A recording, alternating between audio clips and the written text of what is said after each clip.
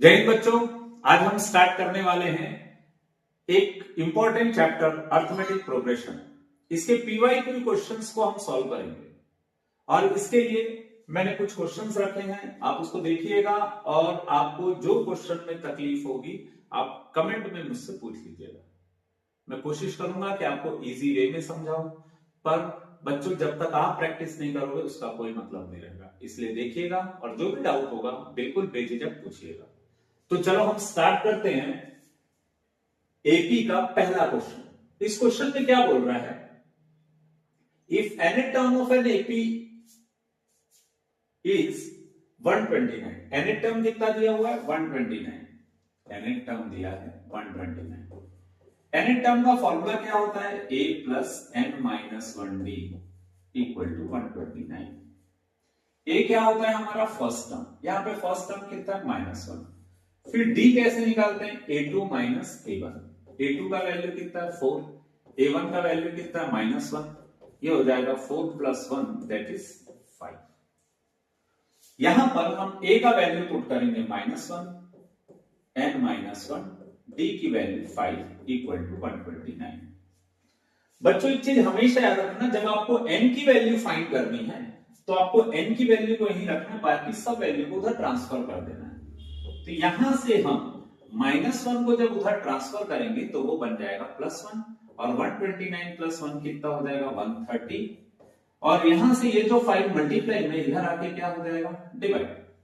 तो ये बन जाएगा n माइनस 1 इक्वल टू 5 से इसको डिवाइड कर, 5 2 जा 10, 5 6 जा 30, -1 इधर आके क्या हो जाएगा +1, n इक्वल टू हो जाएगा 27। इसका मतलब है हमने लिया था 129 को कौन सा टर्म, nth टर्म, और n की जगह हम क्या पुट कर देंगे 27, क्योंकि n का वैल्यू कितना है 27। इसका मतलब 129 हमारा कौन सा टर्म है 27th टर्म। सेकंड क्वेश्चन बोल रहा है which of the term of AP is -49। तो आपको हमेशा पहले क्या करना है, जो सीरीज है उसके फर्स्ट टर्म और कॉमन डिफरेंस फाइंड करना है। कॉमन डिफरेंस कैसे निकालते हैं, a2 माइनस a1। a2 मतलब होता है सेकंड टर्म, a1 होगा फर्स्ट टर्म, 2 माइनस 5 करेंगे तो ये आ जाएगा -3। जब भी बच्चों आप a और d निकाल लेते हो तो आप कुछ भी निकाल सकते हो, लेकिन आपको क्वेश्चन में बोल रहा है इसका nth टर्म कितना है -49, nth टर्म कितना दिया हुआ है -49, और nth टर्म का फॉर्मूला क्या होता है a plus n minus 1d। a का वैल्यू कितना है 5, n माइनस 1, d का वैल्यू कितना है -3 इक्वल टू -49। अब बच्चों यहां पर हमको n का वैल्यू फाइंड करना है, इसका मतलब +5 को हम ट्रांसफर कर देते हैं इधर, तो n माइनस 1 इंटू -3 ये हो जाएगा -49, +5 इधर जाके क्या होगा -5, ये होगा -54 इंटू है इधर आके क्या होगा डिवाइड। 3 और 54 को काट देंगे, minus minus cancel, n minus 1 equal to 18 आएगा, तो n इक्वल टू कितना आएगा 18 प्लस 1, n इक्वल टू हो जाएगा 19। इस तरीके से हमको ये पता चल जाएगा कि जो हमारा nth टर्म 49 था और हमने n की वैल्यू कितनी फाइंड की थी, n की वैल्यू आई थी 19। इसका मतलब है 49 जो है इस सीरीज का 19th टर्म है।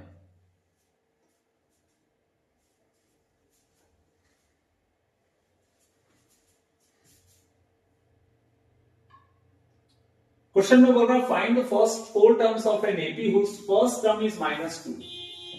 फर्स्ट टर्म कितना है -2, कॉमन डिफरेंस कितना है -2। अब आपको क्या निकालना है, बोल रहा है बच्चों 4 term, first 4 term a1 a2 a3 a4। तो बच्चों a1 यानी फर्स्ट टर्म होता है, फर्स्ट टर्म तो हमको क्वेश्चन में दिया है। a2 कैसे निकालते हैं, a प्लस 1d, a का वैल्यू -2 प्लस 1 इंटू डी का वैल्यू -2। ठीक है, अगर आप ये 1 नहीं भी लिखोगे तो चल जाएगा, क्योंकि 1 इंटू कुछ भी कितना आता है 1, तो ये होगा -2 दैट इज -4। ठीक है, अब उसके बाद थर्ड टर्म निकालना है। थर्ड टर्म का फॉर्मूला क्या होता है a प्लस 2d। हम यहीं से इसको सॉल्व कर लेते हैं, प्लस 2d को। a की वैल्यू कितनी है -2, d की वैल्यू कितनी है -2, जब भी मल्टीप्लाई करता है बच्चों पहले मल्टीप्लाई करना है, तो -2 -4 कितना हो जाएगा, -6। तो ये आ गया आपका थर्ड टर्म -6। अब हमको फोर्थ टर्म निकालना है, तो फोर्थ टर्म का फॉर्मूला क्या होता है, a + 3b। a का वैल्यू -2, 3, d का वैल्यू -2, तो इसको लिखेंगे -2 प्लस माइनस माइनस 3 2 जा 6, ये हो गया -8। a4 कितना आ जाएगा, -8। तो हमारे पास चार टर्म आ गए। पहला टर्म है -2, दूसरा टर्म है -4, तीसरा -6, चौथा -8। इस तरीके से ये 3 क्वेश्चन बन जाएंगे। ठीक है, इस क्वेश्चन में बोल रहा है एक सीरीज दिया हुआ है √2, √8, √18, इसका 10th टर्म फाइंड करना है। तो बच्चों कोई भी क्वेश्चन जो रहता है उसमें हमको सीरीज में सबसे इंपॉर्टेंट रहता है फर्स्ट टर्म। फर्स्ट टर्म है हमारा √2। कॉमन डिफरेंस कैसे निकालते हैं, second term minus first term. Second term है हमारा √8, फर्स्ट टर्म है हमारा √2। अब बच्चों यहाँ पे जो √8 है उसको हम लिख सकते हैं 2 × 2 × 2। और कोई भी चीज रूट के अंदर अगर 2 बार आता है तो उसको एक बार हम कहां लिख देते हैं, बाहर में। ये हो गया ऐसा। इसके आगे लिखा 1। 2 √2 - 1 √2 कितना होगा, 1 √2। तो d का वैल्यू आ गया 1 √2। अब यहां पर हमको 10th टर्म निकालना है। 10 टर्म का फॉर्मूला क्या होता है, a + 9b।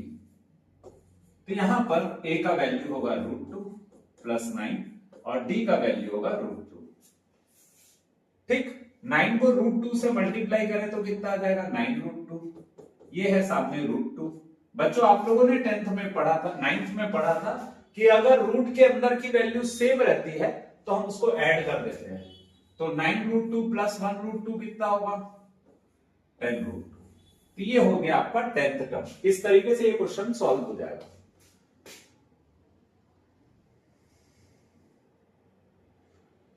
इस सीरीज में बोल रहा है कॉमन डिफरेंस दिया है -4। कॉमन डिफरेंस कितना दिया हुआ है, -4। और क्वेश्चन में दिया है 7 टर्म है 4। 7th टर्म कितना दिया हुआ है, 4। अब आपको अगर 7 टर्म दिया है तो 7 टर्म का फॉर्मूला क्या होता है, a + 6d। और आपको d का वैल्यू दिया है -4, तो 6 इन प्लेस ऑफ d क्या लिख देंगे, -4। तो ये हो जाएगा प्लस माइनस माइनस 6 4 जा 24। तो ये हो जाएगा a = 4। -24 उधर ट्रांसफर होगा तो क्या होगा, +24। 24 + 4 कितना होगा, 28। तो a का वैल्यू आ गया 28। यहां पे आपको क्वेश्चन में बोला था फाइंड द फर्स्ट टर्म, तो फर्स्ट टर्म है आपका 28। ये जो नेक्स्ट क्वेश्चन है बच्चों, कभी भी रूट वाले जो क्वेश्चन रहते हैं उस क्वेश्चन को हमेशा हमको क्या करना पड़ता है, सिंप्लीफाई करना पड़ता है। तो जैसे ये सीरीज है √3, √6, √9, √12। ठीक है, तो हम इसको क्या तोड़ सकते हैं, 3 को कुछ नहीं कर सकते, 6 को एज इट इज लिख सकते हैं, 9 को लिख सकते हैं 3 × 3, 12 को लिख सकते हैं 3 × 4 और 4 को लिख सकते हैं 2 × 2। तो बच्चों यहाँ पे 6 को हम एक और चीज लिख सकते हैं, आपके मन में डाउट आ रहा होगा, 6 को भी हम क्या लिख सकते हैं, 2 × 3। ये हो गया 3। यहां से कुछ भी बाहर नहीं जाएगा तो इसको हम क्या लिखेंगे, 6। यहां पे 3 2 बार आए तो एक बार कहां निकल जाएगा, बाहर। यहां पे 2 2 बार आए तो एक बार क्या निकल जाएगा, बाहर। तो बच्चों देख लो, आपको पूछा है ये एपी है क्या, तो हमको देखने से ही पता चल गया ये एपी नहीं है। क्यों नहीं है, क्योंकि देखो इसके रूट के अंदर का वैल्यू सेम नहीं है, अलग अलग है। और ये है ना किसी फॉर्मेट को फॉलो भी नहीं कर रहे, कॉमन डिफरेंस इसका सेम नहीं रहेगा। जैसे डी अगर मैं निकालता हूं, डी निकालने का जनरली फॉर्मूला क्या होता है, second term minus first term. Second term क्या है, √6, फर्स्ट टर्म क्या है, √3। हम इन दोनों को माइनस कर ही नहीं सकते, तो डी का वैल्यू एज इट इज आएगा। लेकिन डी आगे की अगर हम चेक करना चाहे तो कैसे लिख सकते हैं, a3 - a2 मींस 3 - √6। ये रूट वाला वैल्यू और ये बिना रूट का वैल्यू, तो दोनों माइनस होगा ही नहीं। जब ये दोनों वैल्यू अलग अलग आ रहा है इसका मतलब ये एपी नहीं है। एपी तभी होता है जब उसमें कॉमन डिफरेंस सेम आता है। अब आप देख रहे हैं इसमें कॉमन डिफरेंस सेम नहीं है तो ये एपी नहीं है।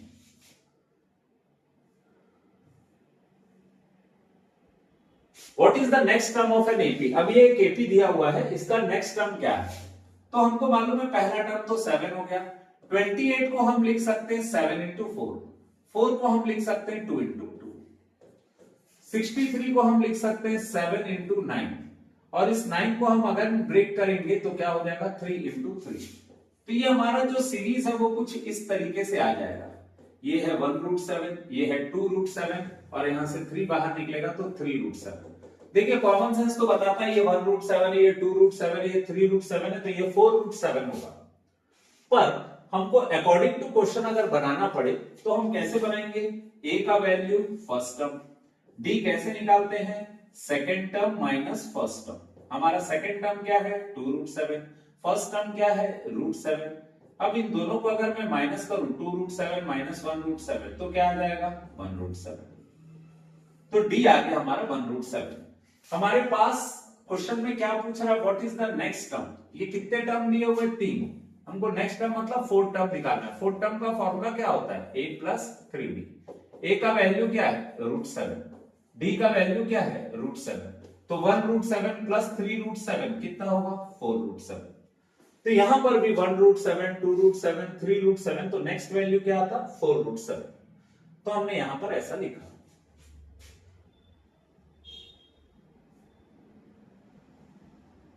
नेक्स्ट क्वेश्चन में देखिए which term of the AP will be. Question में क्या पूछा है विच टर्म, कौन सा टर्म है। जो टर्म हमको नहीं मालूम रहता उसको हम कौन सा टर्म लेते हैं nth टर्म। तो विच टर्म का मतलब nth टर्म, विल बी का मतलब क्या होगा इक्वल टू, 72 का मतलब 72, मोर देन मतलब प्लस, 41st टर्म मतलब A41। क्वेश्चन का स्टेटमेंट ऐसा बनेगा बच्चों, है ना। अब हम यहां पर nth टर्म का फॉर्मूला क्या लिख सकते हैं a plus n minus 1d 72। 41 term का फॉर्मूला लिखेंगे a प्लस 40d। तो देखो बच्चों ये प्लस a है, इधर आएगा तो माइनस a होगा, तो ये कैंसिल हो जाएगा। अब आप बड़े हो चुके हो तो आप डायरेक्ट भी काट सकते हो। अब यहां पर हम पहले एक गलती करे हैं, a का वैल्यू फाइंड करना था 8, d कैसे निकालते हैं second term minus first term. Second term क्या है हमारा 14, 14 और 8 को माइनस करेंगे तो कितना आ जाएगा 6, तो हमारा d का वैल्यू कितना आ जाएगा 6 n minus 1। In place of d क्या लिख देंगे 6, 40 इंटू 6, ठीक है। अब ये हो जाएगा 72 प्लस 6 इंटू 40 इंटू 6 करेंगे तो कितना आएगा 240, और यहां आ जाएगा n माइनस 1 इंटू क्या है 6। हम इसको आगे अगर सॉल्व करते हैं तो ये क्या हो जाएगा n माइनस 1 इंटू 6, और इन दो वैल्यूज को प्लस कर देते हैं। 72 और 240 को प्लस करेंगे तो कितना आ जाएगा 312। अब मुझे अगर n की वैल्यू फाइंड करनी है तो 6 को मुझे यहां पे डिवाइड करना पड़ेगा। 312 को अगर मैं 6 से डिवाइड करता हूं तो 6 5 30, 6 2 12, n माइनस 1 इक्वल टू 52। आप यहां पर देख लो हमें n का वैल्यू फाइंड करना है, तो जो माइनस 1 है वो ट्रांसफर होगा तो उधर क्या हो जाएगा प्लस 1, और 52 प्लस 1 कितना होगा 53। तो इस तरीके से बच्चों हमको ये पता चल जाएगा कि कौन सा ऐसा टर्म है जो 41st टर्म से 72 ज्यादा है। तो हमने क्वेश्चन में लिया था let nth term be the required term, यानी वो टर्म कौन सा टर्म है nth टर्म। तो हम क्या लिखेंगे therefore nth टर्म लिखा है और n का वैल्यू कितना है 53, तो हम लिखेंगे 53rd term, 53rd term will be कितना ग्रेटर है 72 मोर देन 41st टर्म। इस तरीके से ये क्वेश्चन बनेगा।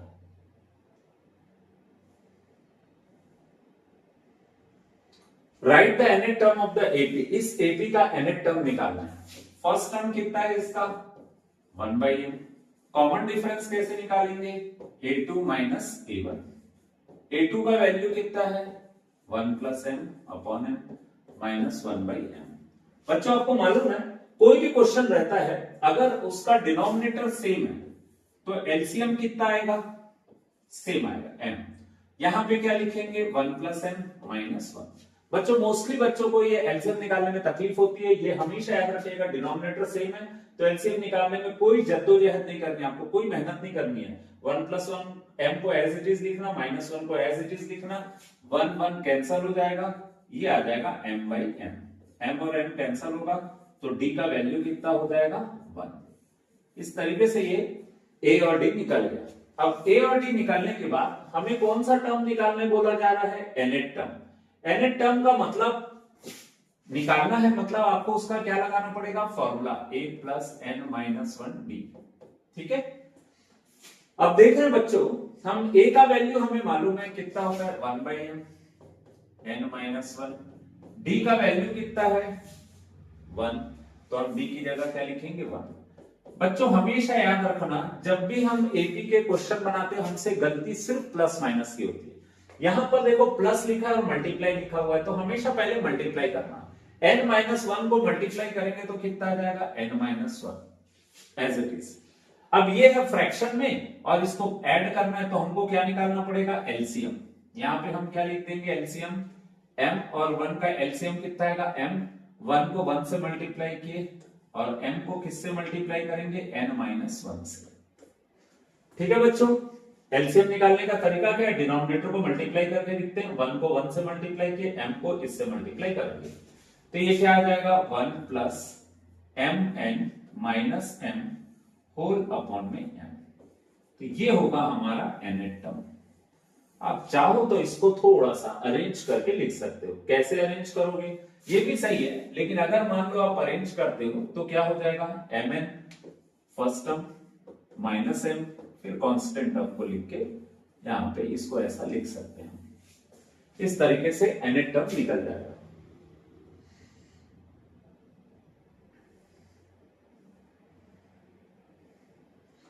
अब हमको एक सीरीज दिया हुआ है, सीरीज क्या दिया हुआ आपको, -5 -5/2 0 5/2, एक सीरीज दिया है। अब हमको क्वेश्चन में पूछा है इस सीरीज का 25th टर्म क्या है, कौन सा टर्म पूछ रहा है हमें, 25th टर्म। 25th टर्म निकालने का फॉर्मूला क्या होता है, a + 24d। तो इन प्लेस ऑफ a हम क्या लिखेंगे, -5।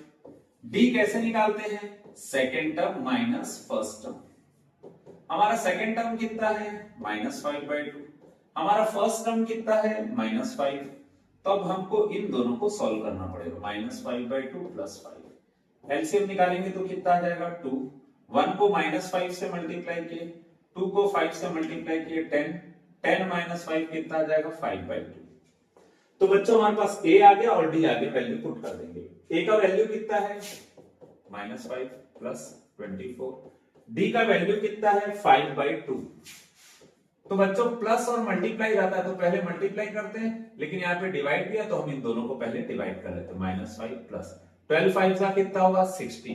एक वैल्यू प्लस है और एक वैल्यू माइनस है तो माइनस कर देंगे, 60 - 5 कितना होगा 55। तो 825 का वैल्यू आ गया 55। खत्म।